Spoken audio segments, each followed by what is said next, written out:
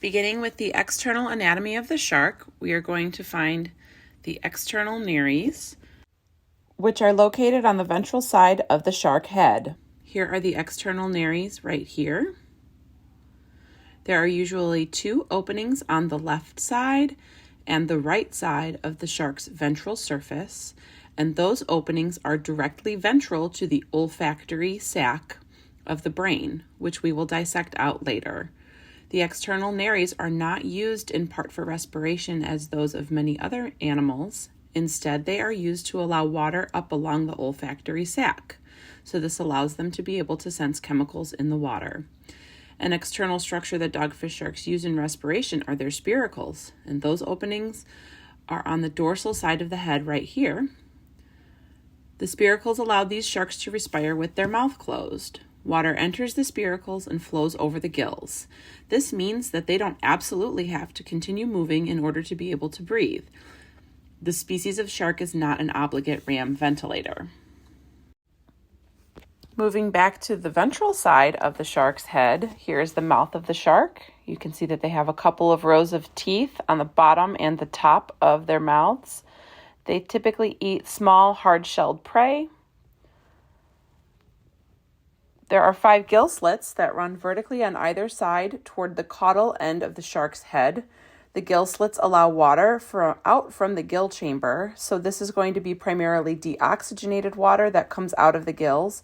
Remember, oxygenated water went into the spiracles, and the gills are right underneath that tissue. The lateral line of the fish is right along here. The lateral line is a really interesting part of the nervous system. There are microscopic openings in their skin along the lateral line, and water can flow into these openings.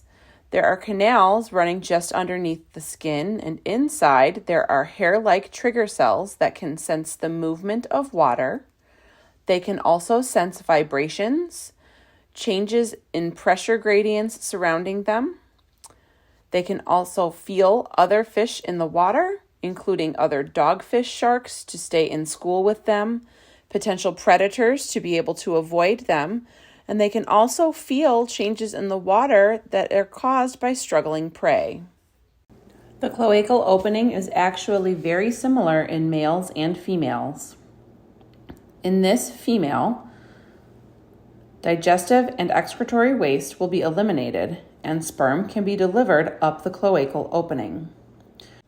Once we open up the shark, we will be able to see that the rectum leads to the cloaca, so the solid waste that is stored in the rectum will be eliminated through the cloacal opening. A female shark will also deliver her pups from this opening. The cloacal opening of a male has very similar functions. It allows digestive and excretory waste out, and it will allow for sperm to leave his body. These structures here that are associated with his pelvic fins near the cloacal opening are the claspers. They are reinforced with cartilage. A male shark will insert the claspers into the cloacal opening of a female, then his sperm will leave his body and enter her reproductive system. Moving on to the fins, we have the first dorsal fin, which is located right here. It stabilizes the shark and prevents it from rolling side to side. The second dorsal fin does exactly the same thing. It is just a slightly smaller version of the first dorsal fin and is slightly caudal to it.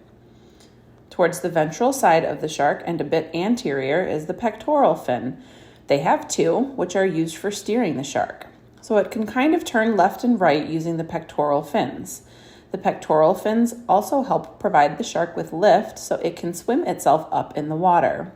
Moving caudally on the shark, these are the pelvic fins. And again, the pelvic fins on the male were associated with the claspers. The pelvic fins are used as a stabilizer. These are fairly torpedo-shaped organisms, so they would roll a lot more if it weren't for the stability provided by the pelvic fins. Finally, this is the caudal fin.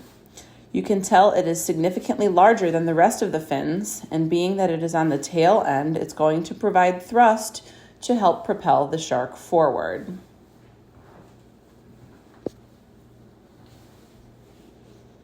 A few more external structures that we will cover. This is the shark's rostrum, which is the pointed snout of the head. And you can see again that it is rather pointed, so it makes the organism more hydrodynamic and it's able to cut through water rather quickly. Finally, the shark had dorsal spines. They're typically removed in dissection specimens because of how sharp they are, but you can see the scars of where they were. They are made of cartilage. These sharks have 2 spines, one in front of each dorsal fin, and they secrete a mild venom.